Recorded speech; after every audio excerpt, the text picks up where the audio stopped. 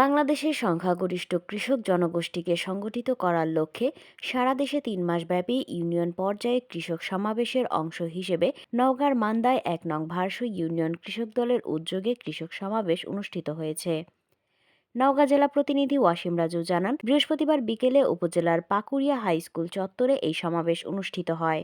সমাবেশে উপজেলা কৃষক দলের যুগ্ম আহ্বায়ক শাহিনুর ইসলামের সঞ্চালনায় ও ভারসু ইউনিয়ন কৃষক দলের সভাপতি সোহরাব হোসেনের সভাপতিত্বে প্রধান অতিথি হিসেবে উপস্থিত ছিলেন উপজেলা বিএনপির সাবেক সভাপতি মোখলেসুর রহমান। এছাড়াও প্রধান বক্তা হিসেবে উপস্থিত ছিলেন উপজেলা বিএনপির সাবেক সাধারণ সম্পাদক ও সাবেক উপজেলা চেয়ারম্যান ডাক্তার ইকরামুল বারী টিপু। উক্ত সমাবেশে বক্তব্য রাখেন উপজেলা কৃষক দলের আহ্বায়ক এমদাদুল হক সুলতান, উপজেলা বিএনপির সদস্য মোজমেল হক, ভারসু ইউনিয়ন বিএনপির সভাপতি গোলাম রাব্বানী কাবুল, ইউনিয়ন বিএনপির সাধারণ সম্পাদক গোলাম সাকলাইন চারু, উপজেলা যুবদলের যুগ্ম আহ্বায়ক সিদ্দিকুর রহমান, উপজেলা কৃষক দলের সদস্য সচিব এজানুর রহমান, জেলা কৃষক দলের সদস্য ফজলুর রহমান বাবুল, ইউনিয়ন কৃষক দলের সাধারণ সম্পাদক ফজের আলী, সাংগঠনিক সম্পাদক জালাল উদ্দিন সহ উপজেলা ও ইউনিয়ন পর্যায়ের বিভিন্ন নেতৃবৃন্দরা।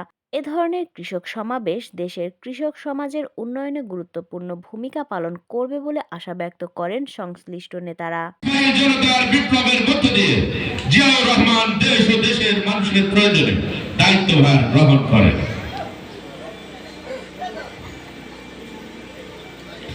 দুর্ভিক্ষ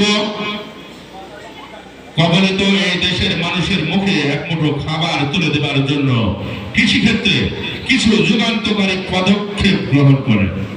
ফলে অতি অল্প সময়ের মধ্যে বাংলাদেশ সবুজ বিপ্লবের শুরু হয় এবং খাদ্যে স্বয়ংসম্পূর্ণতা অর্জন করে এমন একটি নির্দেশনা দিয়েছে প্রতিটা ইউনিয়নে আমাদেরকে যে এই যে আপনারা যেভাবে বসে সমাবেশ করতে হবে, এই নির্দেশনার কারণে আমরা কালকে করে আসছিলাম ভালো ইউনিয়ন, আজকে তার ধারাবাহিকভাবে আজকে হচ্ছে ভারসু ইউনিয়নে আমরা শনিবারে থাকবে আমাদের পরমপুর ইউনিয়নে, এভাবে 14টা ইউনিয়নই আমরা চষে বেড়াচ্ছি।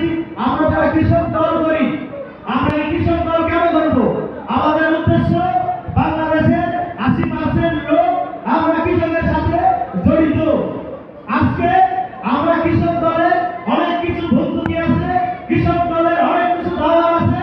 আমাদের যারা অভিভাবক দল, এই বিএনপির দল, তাদেরকে কাছে আহ্বান থাকবে, আপনারা একাই এগুলো সব রোধ করার চেষ্টা করবেন না।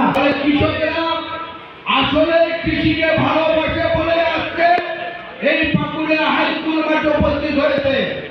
এই কারণে তারা আজকের এই সমাবেশ, তাদেরকে ব্যক্তিগতভাবে ধন্যবাদ জানাই, কৃতজ্ঞতা জানাই।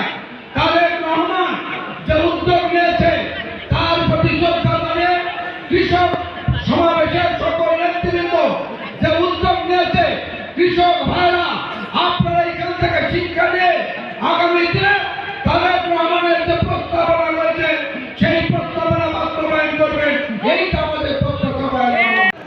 আমার পরামর্শ হবে এই বক্তৃতাটা লিফলেট আকারে বের করে আমাদের সর্বস্তরের কৃষক শ্রমিক জনতা ভাইদের মাঝে ছড়িয়ে দেওয়া, আমাদের নেতৃবৃন্দের মাঝে ছড়িয়ে দেওয়া, যাতে করে আমরা যখন যেখানে সুযোগ পাবো এই দেশের কৃষকের ভাগ্যের উন্নয়নের জন্য তৎকালীন রাষ্ট্রপতি জিয়াউর রহমান, পরবর্তীতে দেশনেত্রী বেগম খালেদা জিয়া কি করেছেন, আগামীতে তারেক রহমান সাহেব কি করতে চান, এগুলো যথাযথভাবে আমরা সবাই তুলে ধরতে পারি।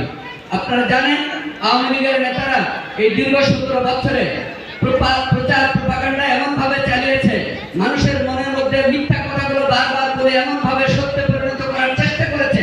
এটার বিরুদ্ধে জিহাদ ঘোষণা করতে হলে এরকমের বক্তব্য, তারেক রহমান সাহেবের যে বক্তব্য, এগুলো বারবার মানুষের সামনে আনতে হবে আমাদের। আর এই কাজটি করবার দায়িত্ব নেওয়ার জন্যই মূলত এই কৃষক সমাবেশের কর্মসূচি দিয়েছেন দেশ নায়ক তারেক রহমান। কেননা আপনারা ঘাটে মাঠে বিভিন্ন জায়গায় সর্বস্তরের কৃষক শ্রমিকের সঙ্গে মেলামেশা করেন।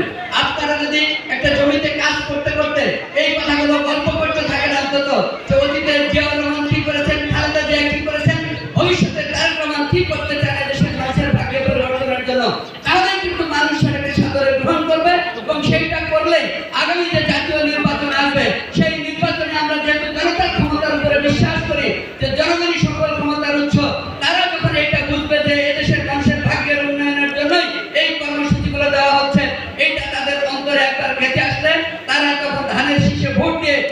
দলকে বিজয়ী করবো এবং আমরা দেশ পরিচালনার দায়িত্ব আগামী দিনে সেই কাজটা আমরা সবাই ঐক্যবদ্ধভাবে করবো। এই উদাত্ত আহ্বান জানিয়ে আমি সংক্ষেপে আমার কথা এখানে শেষ করলাম। আল্লাহ হাফেজ। বাংলাদেশ জিন্দাবাদ। বাংলাদেশ